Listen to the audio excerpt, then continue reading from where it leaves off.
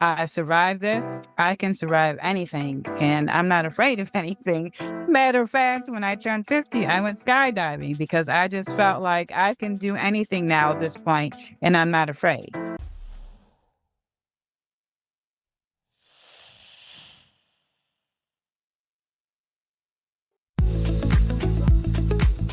Hi, I'm Glennis Woods Mullins, and I love to help women to vibe, to be more vibrant, intuitive, beautiful, and empowered in midlife. So come on, let's vibe.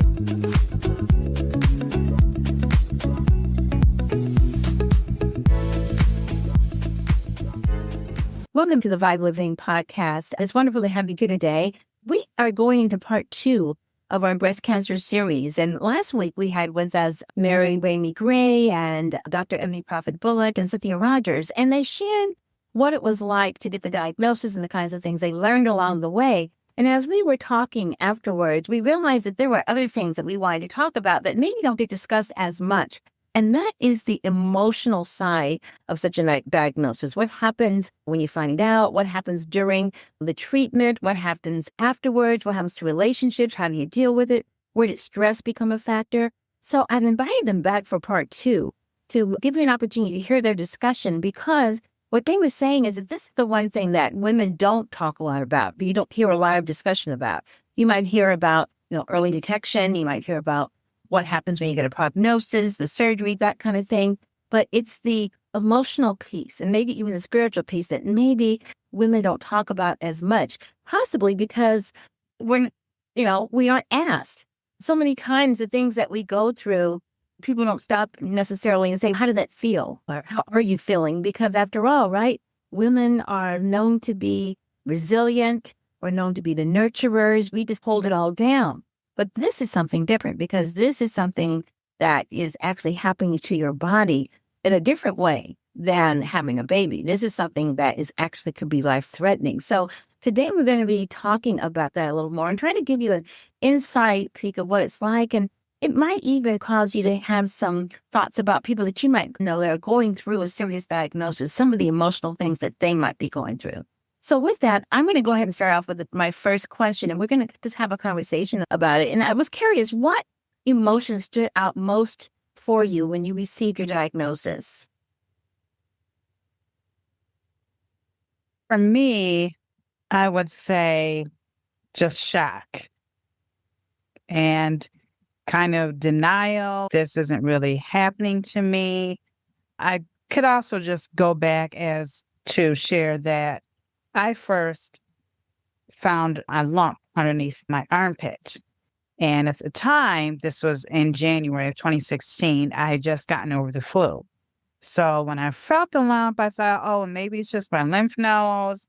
I thought maybe I should just, it's nothing, it'll go away. But at the time, I asked my husband, did he feel something? And he said, yeah, you better go get this checked out. So I just immediately went into a panic mode. This is just nothing. But then in the back of my mind, because of my family history, because my mother had breast cancer twice, I knew right then that I had to go get it checked out. So initially for me, it was just that fear of panic and just being in denial mode. And then when you get the diagnosis, for me, it was just a complete shock. I can't believe this has happened to me. Wow, that's interesting, because you're right. There always is a period of denial, I think, anytime we get any kind of diagnosis. Is this really happening? This couldn't possibly be happening. Because I believe sometimes our expectations are that things should feel a certain way. And when they don't feel the certain way, we begin to think maybe it's a mistake, or I don't have it, or just. And I watched something just recently about a woman who was pregnant, who said she didn't know she was pregnant. And so the doctor asked her, did you ever go get a test? And she said, no. And he asked, why not? She said, because then it would make it real. Our minds are very powerful. We can be in denial about a lot of things for a long time. And that's why it's so important that you go ahead and take that leap and find out exactly what's going on. What about you, Mary? What was it like when you first heard about your diagnosis? Like I said, when I was standing in line for the CT scan that day and they had that sign, mammograms available today, and I just knew in that moment, like it really was like a God statement. And when we did the surgery and they said we found it early, so it was like stage 1, And they had done the one biopsy under my arm when they biopsied the breast as well. And then they decided to send those off to be tested. And the one under my arm came back as nothing. The breast had come back as something. And like I said, when the surgeon performed, and she prayed and I prayed, and she decided to remove all 4 lymph nodes and sent them out to be tested. And then my oncologist was like, these look a little, I need more information, sent them like back out, like more testing.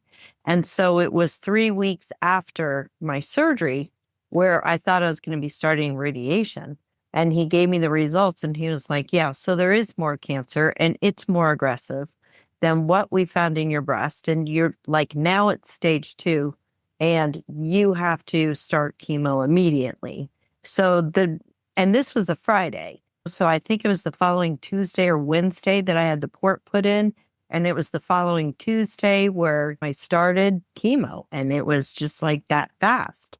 And Cynthia knows because I got a quick breakdown, like really fast. They were like, by the way, all this stuff's going to happen to you. You're going to lose your hair. You could lose your fingernails. Like your teeth could fall out. And you're just like, what? So there's one, just that progression of being sick and you have to battle this. And then you're going to lose everything. And especially if you're 1, a woman, and 2, a hairstylist and everything, like losing your hair is a thing. It just is. It's a part of your identity. It is how you show up in the world.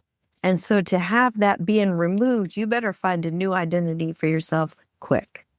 Wow. And Cynthia knows I shaved my head on Facebook Live. And she was definitely one of the first people that I turned to for certain. She was just my go-to.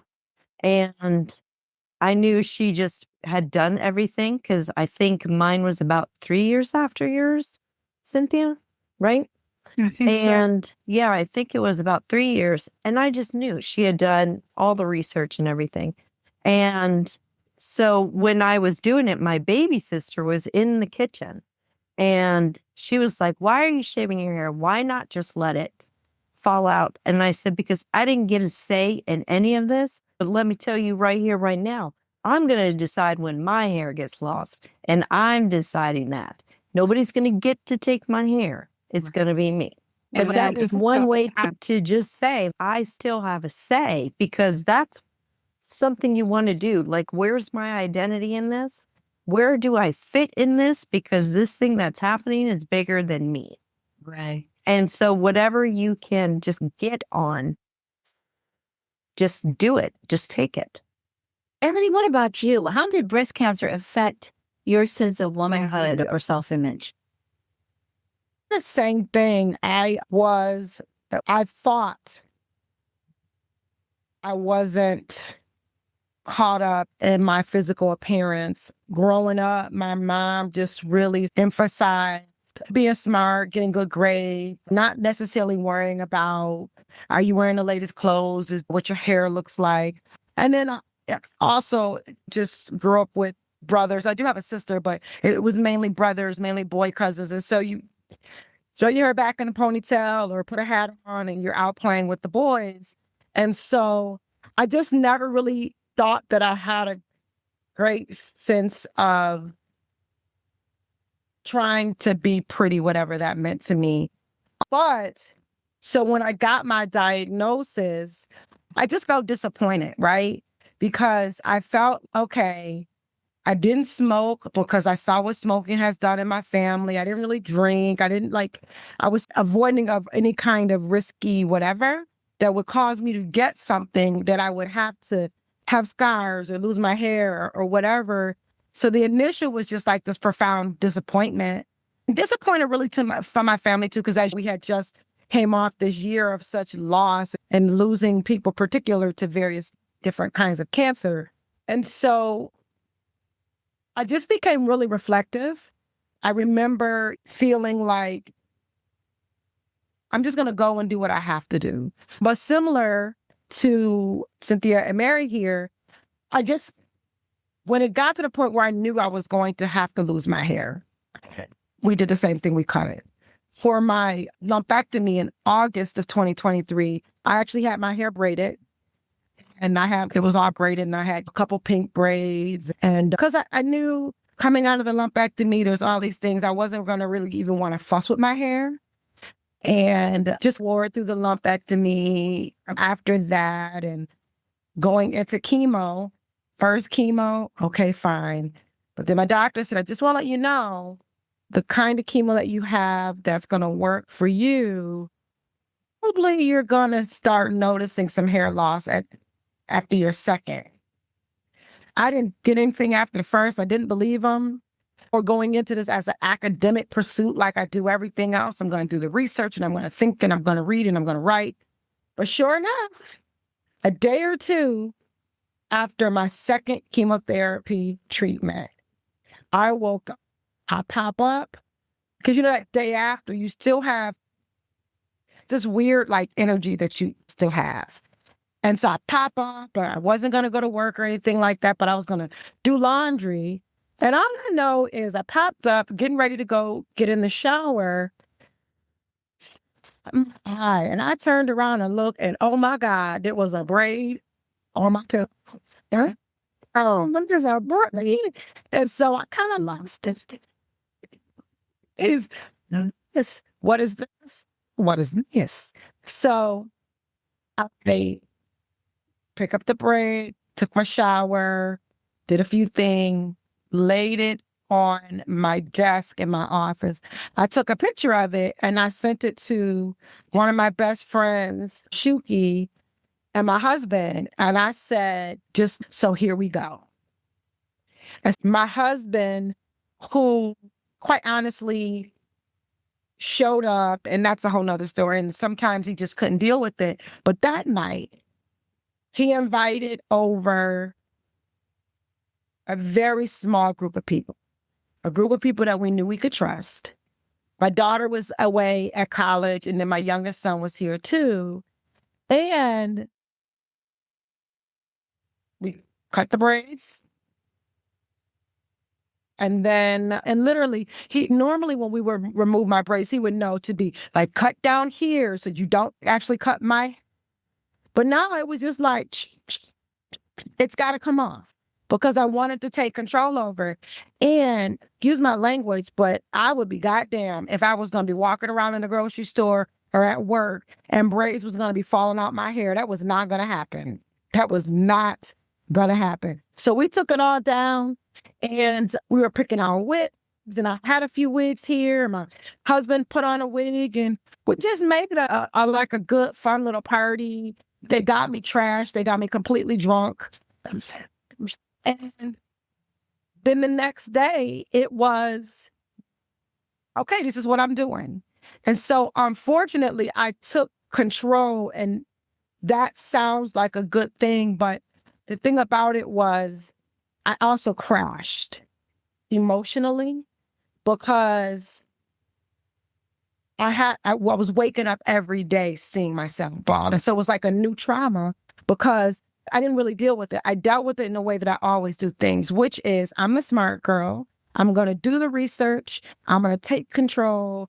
I got this, leaning into my spirit and my face, devil, get behind me, all of the things. But I did not connect to, but wait a minute. I'm a bald woman. And and we've said it, there's a big difference between being bald because that's your choice. And many women who have alopecia or other related reasons why they have hair loss, some choose to be bald, some don't, depending on what their condition is. It's just, for me, it felt so different that although I said I was controlling this, and I made the decision, every morning I had to wake up, it was like a trauma. And then as I continue to go through this, I have on a wig now. It was difficult because there's a whole wig community and you got to do certain things and you got to melt lace and you got to tuck this, pull this, all this stuff. And so I'm continuing to grow and learn. Yeah, it's a continual journey. And that's what I was going to ask you about along this journey. A couple of things. You mentioned something about your husband and his helping you through this. And that brings me to another question, because not only does this journey impact you, of course, it impacts the ones that, that you live with, your friends and family, even your coworkers. How did your relationships journey through for you during this time? What kinds of things were you confronted with from your relationships when it came to your journey with breast cancer? And me and my husband remained to be in an on again, off again, broken space. My therapist actually was like getting a divorce while being treated for cancer is just not a good thing. It's not good for you emotionally. You want to make sure, like practically, you want to make sure that you have insurance and things of that nature. So we held off, but I just don't think he knew how to process it. And so what it ended up doing is it ended up surfacing the cracks that were already there. There were already cracks there. There was brokenness already there.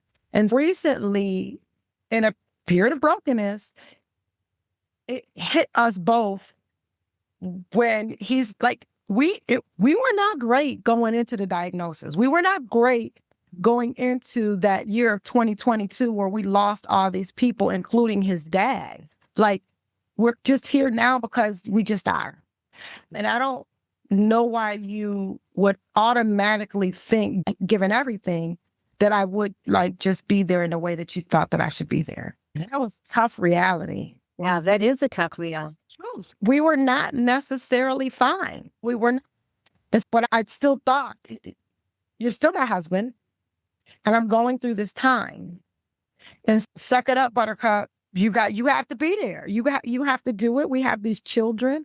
We have these dogs. We have a family. We have a community. You have to be there. You don't get to choose not to. But he did, or he can, I should say. He can. And so now we're in a different space. And for me, my only journey is, regardless of where we end up, regardless if the brokenness gets fixed or not, he actually didn't have a choice to be there or not. It didn't feel good because that's not what my faith tells me. That's not what my growing up and my rearing tells me. You stay there, you stick and stay, and you love through and you hold hands. And so I will leave it there. We're still in the middle of figuring out what it is. What about, how did this cancer journey impact your relationships with your family, with your friends, and with your husband?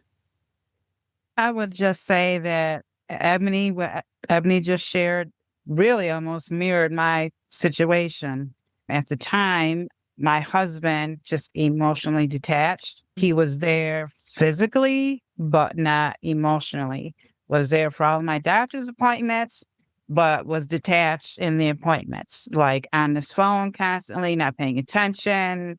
And I'm thinking, hey, you're supposed to be my support, but I didn't say anything because I'm thankful he was just there with me. He couldn't process what was happening. And it wasn't until I had a podcast talking about National Caregivers Month, and I asked him to be a guest on my show to discuss his experience, where then he decided to share, not with me beforehand, but on the podcast, that he had a hard time dealing with my diagnosis and the journey and how he had emotionally detached himself. And as a result, I don't know if I should even be saying this, but just to be transparent, he sought, I would say, advice or being consoled by outside people, which I found out after the fact. So that has fractured our relationship. And even close friends that I had at the time, who I thought were going to be there to support me, they couldn't deal with it. Like, they went MIA, ghost. Right. Now, after the fact, I was able to repair those relationships because I said, hey, Cindy, I'm sorry, I just couldn't handle it. I didn't know what to do, didn't know what to say. And now we have reconciled those relationships. But when you're going through something as traumatic as cancer or any other illness, you're expecting those people that are closest to you to be there for you. And the reality is sometimes they just can't deal with it. But you know what?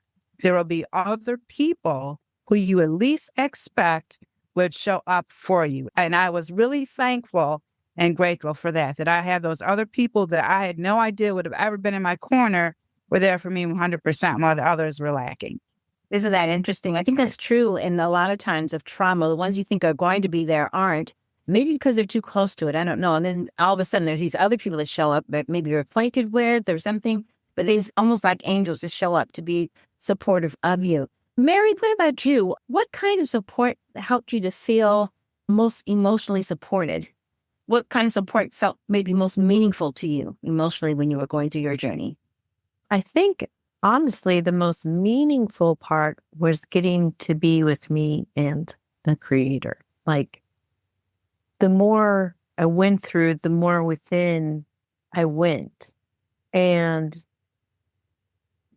from everything happening, I actually found peace and home and a genuine, real connection that I was afraid would leave after everything had ended. For my kids, like the two younger ones, I sent to be with family so that they didn't see what was going to happen to their mom. And the older one, literally, God bless him, he's been through a lot of trauma. And he wasn't going to see anything different than his mom. And he's not great at making nachos, but we appreciate it. And so he was just like hanging out. My baby sister would take me to chemo and we would do pictures and show the transformation. My dad was diagnosed with lymphoma 10 days before I was diagnosed. And so this was during COVID, and he was in a facility because he had gone there for physical therapy because he had just had a hip replacement. And when they found the cancer, so it's kind of, oh. So I would go visit him. And then once I knew like that my cancer had spread, and it's like I was watching what I was going to be in the next 4 weeks. And so that was like kind of traumatic, and I couldn't go inside because of COVID. So I could just hang outside of his window and I would see him packed in ice and everything and so thirsty. And that would shock me. And it was just seeing my mortality about to happen. And that was very real. And nobody was ever with me when I would go see him. And my other sister, I think she'd be okay if I said, lost her job just in the nick of time. And she decided to just come out and come help take care. And so by the time my kids had come back, I'd already lost my hair. And so it wasn't like watching the progression. And because now it's time for school, and my sister got to be mom when I wasn't able to be mom. And so that they didn't have a slip. But really, I had a huge focus on making sure that I was there for everybody in that emotional way. And so I didn't feel necessarily that I had anywhere to go except within. Well, that makes me think, and this is for whoever wants to answer it, but what helped you calm your mind or bring you peace during these difficult moments? Yeah. Yeah, I was just going to say, like, the calming part was just prayer, the silence, the joy of the moment, listening to water run, listening to a beautiful breeze go by. Like, it was the simplest of beauty in any given moment was everything. And like, just for me. Yeah. I would say for me, Oh, go ahead. I'm sorry.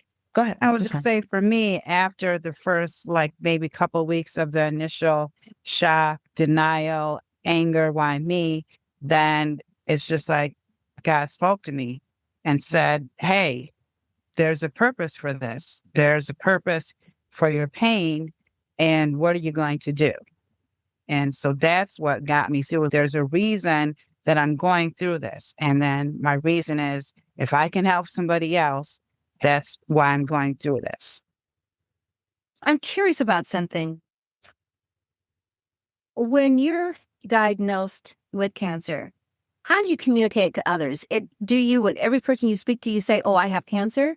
Or do you say I'm fighting cancer, or you say I'm surviving cancer? How did you communicate it? Did you try to take the high road, or you just everyone you talk to, not everyone, but when in the course of a conversation, oh, I have cancer and this is going to happen and this is going to happen. How did you encode that? And how did you communicate that to people?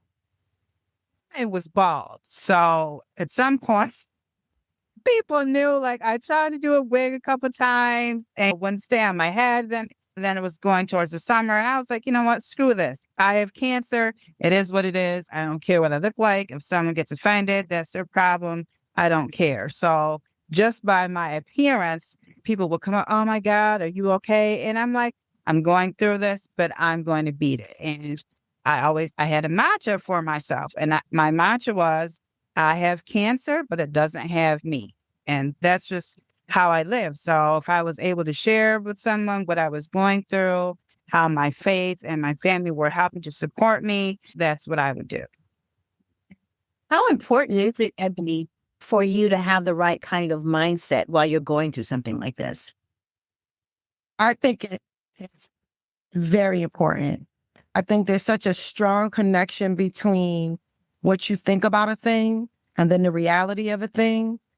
Growing up, I always remember my parents and my grandparents they would have these sayings. And so one of our family sayings that is not just ours, but so goes the head, goes the body.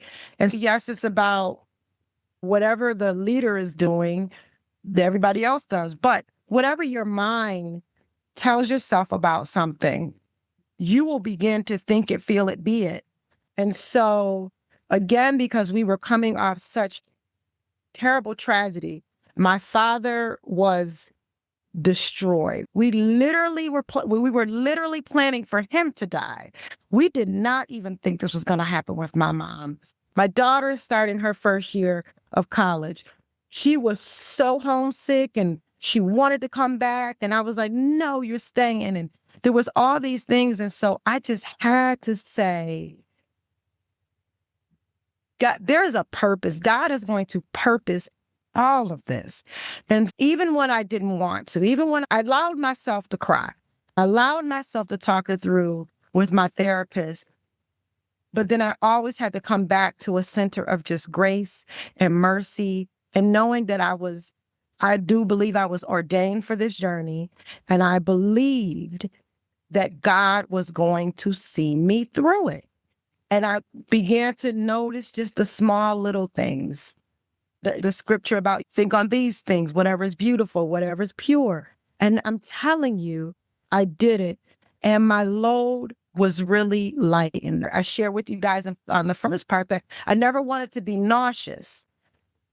So I had something to take for nausea.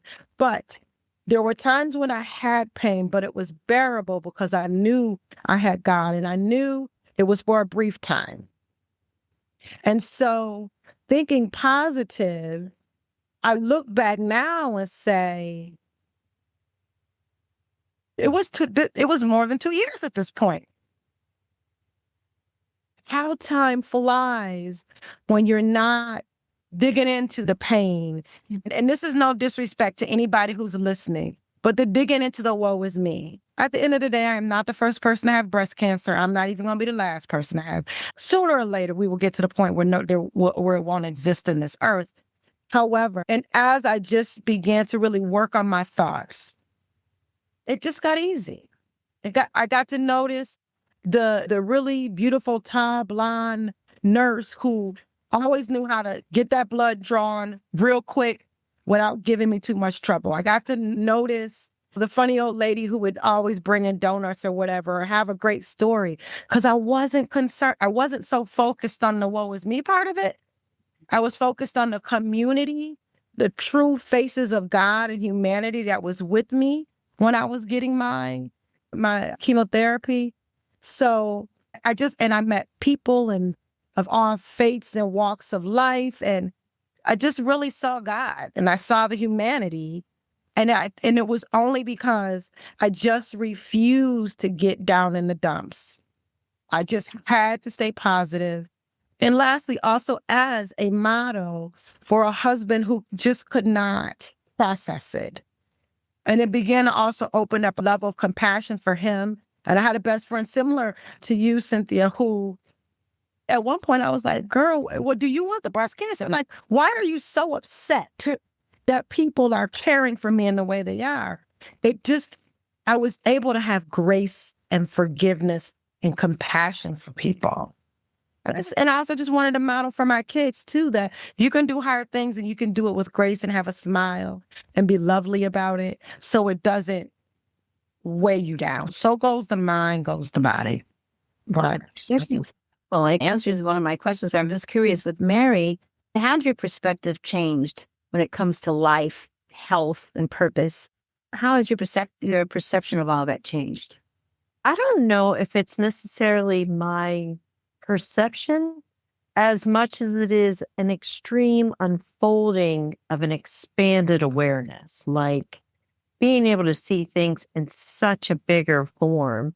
And like I said, because of the chemo, like to me, beautifully broke my brain. So it had to work differently. The interesting part was that so many new things are really available once it becomes aware to your mind. And that's the part between there's the shock and awe, sure, of anything happening, whether it's a car accident, breast cancer, there's the shock and awe. And you don't necessarily have to get like the grind in boots. You need to give yourself grace.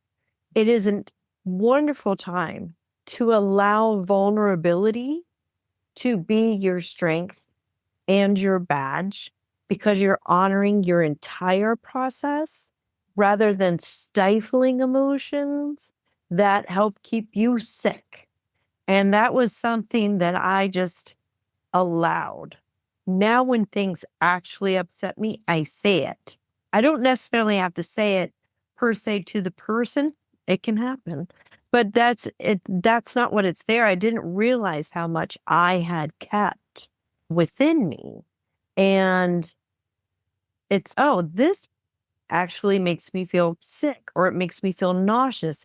And I started to realize how many times a situation would happen and I would just keep it down or try to keep the peace and try to keep things level and make it okay for everyone.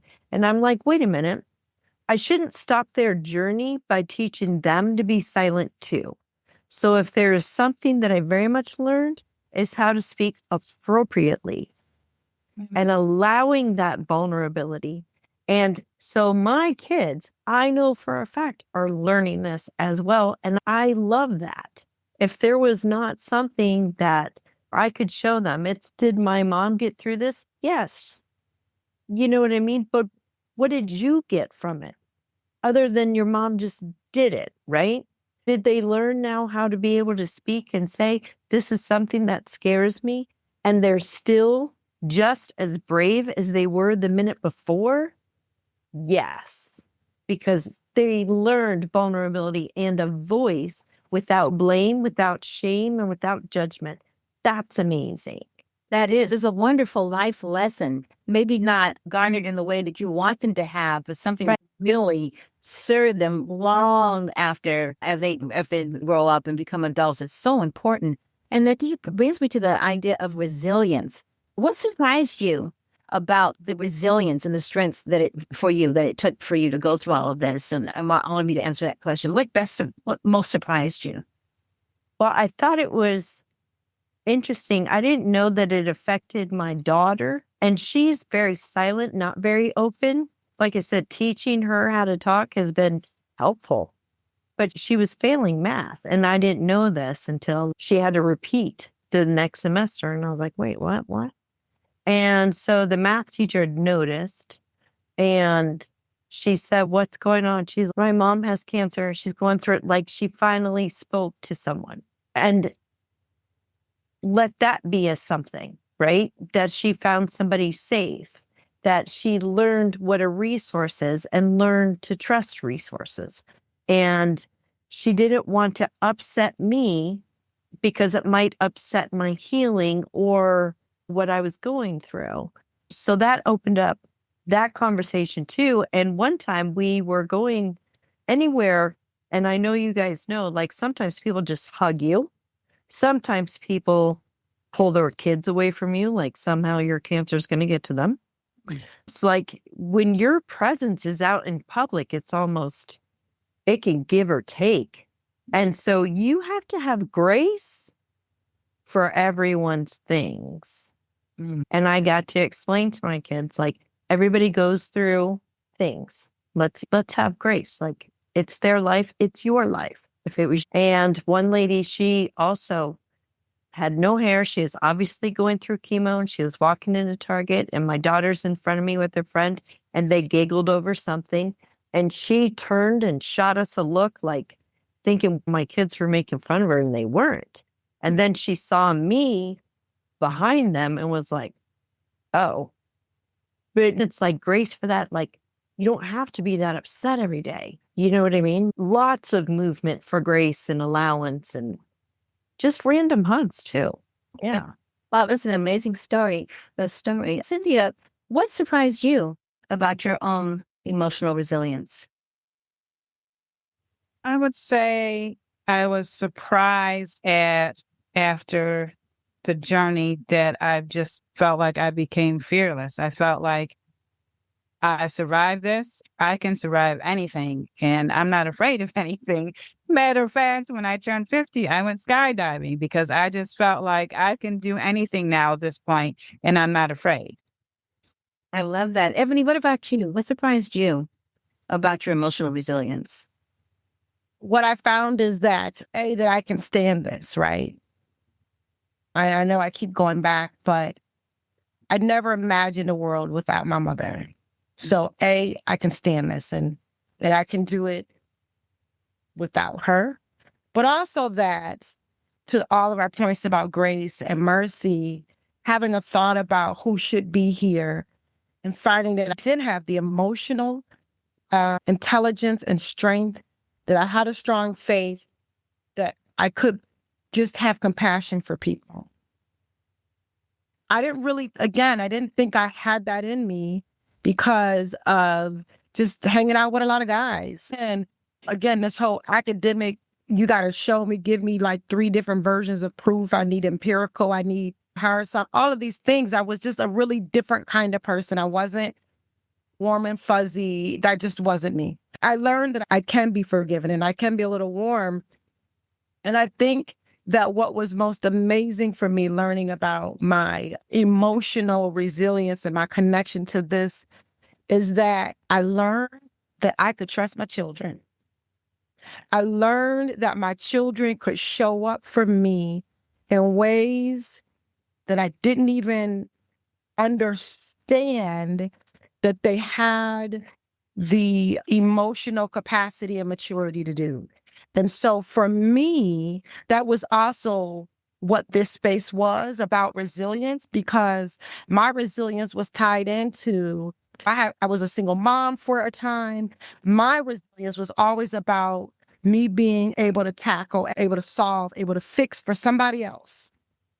Not that resilience is also about saying, you know what? Today's a crazy day. Chemo went bad or whatever went bad.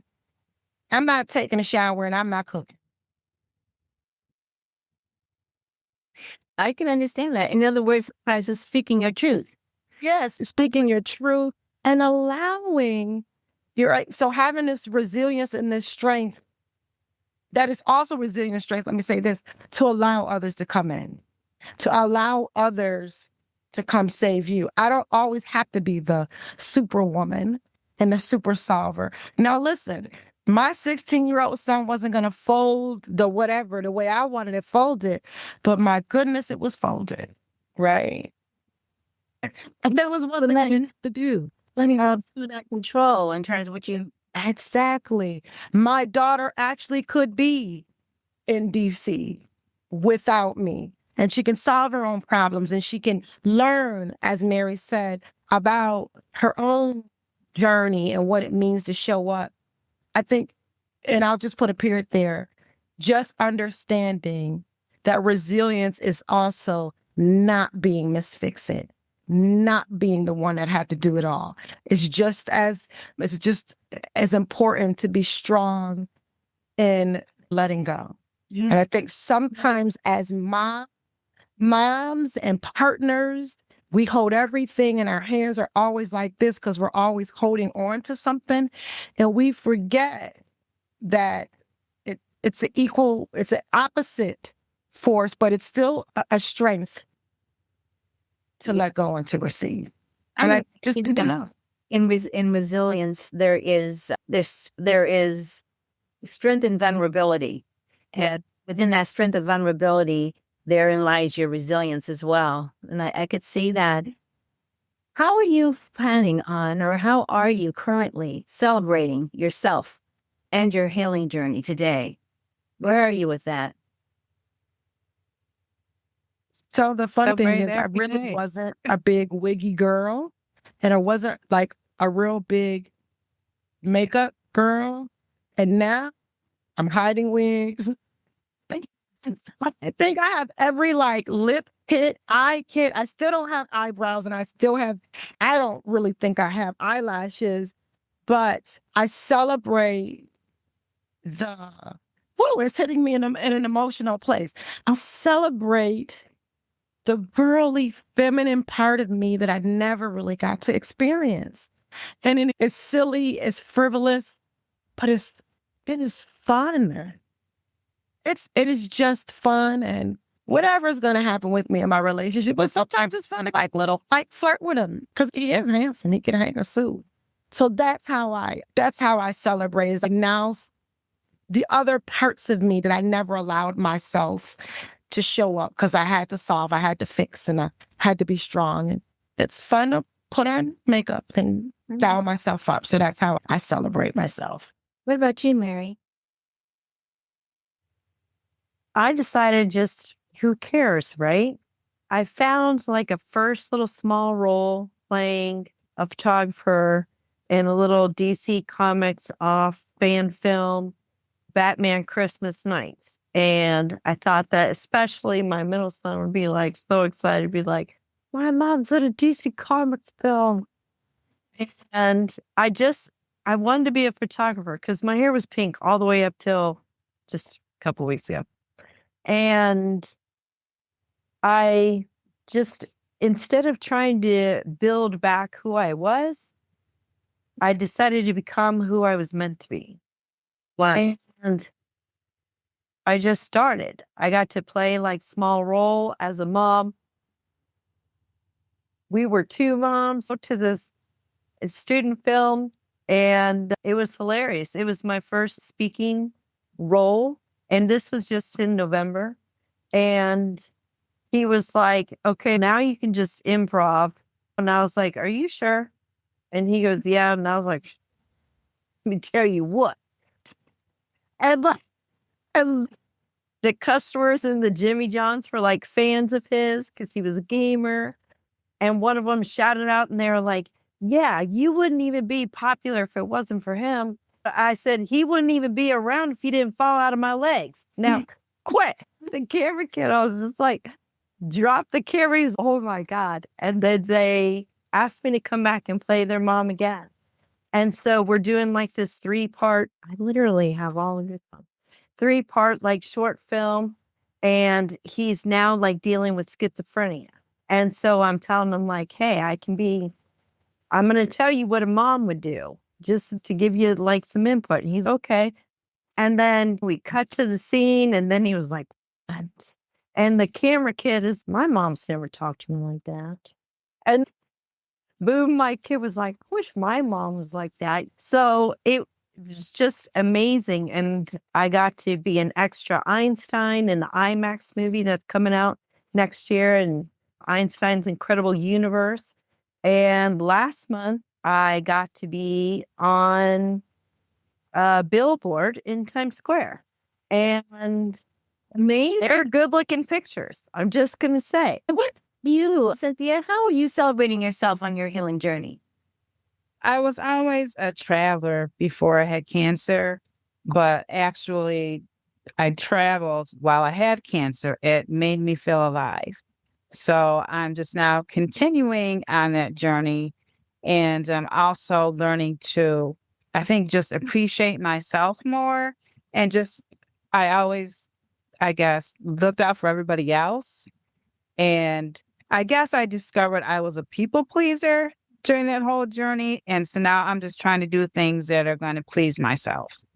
I love that. Wow, just such amazing stories. And I so admire each and every one of you and your journeys. If you were to talk with a woman or women who are newly diagnosed, what message would you want to share with them? Just say, I would first just say, be kind to yourself every day. Make sure you have an act of kindness for yourself every day. And it's okay to not be okay that day. And if that's your act of kindness, do it. Okay. I would just say always advocate for yourself, as we always say this. Also, just find a good support system. It may not necessarily be your family or friends, could be a complete stranger, but just find a support system.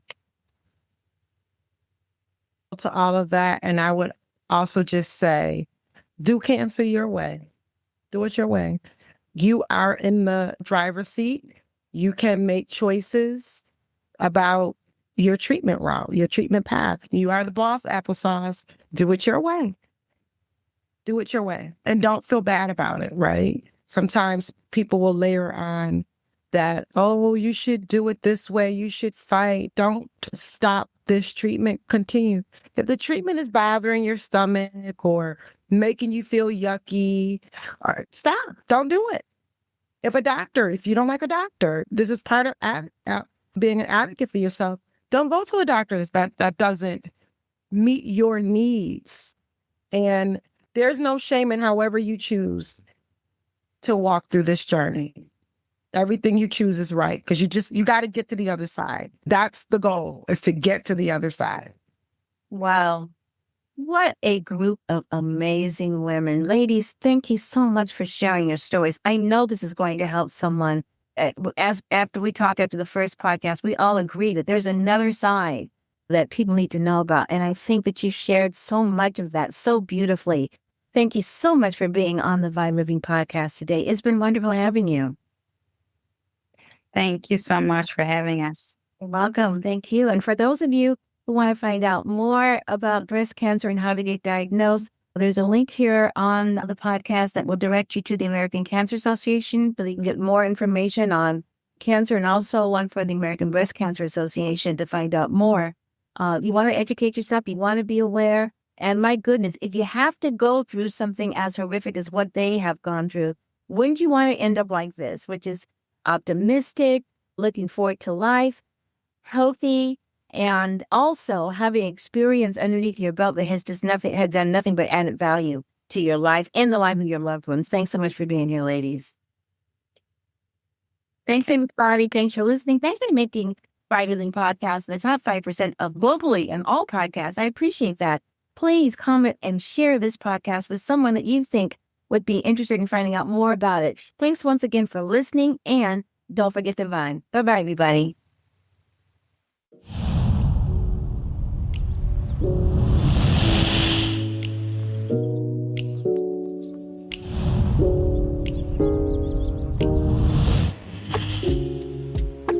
Thanks for listening to the V.I.B.E Living podcast. And don't forget to subscribe, like, and comment, and share this podcast. Have a fantastic day, and don't forget to vibe. Bye-bye, everybody.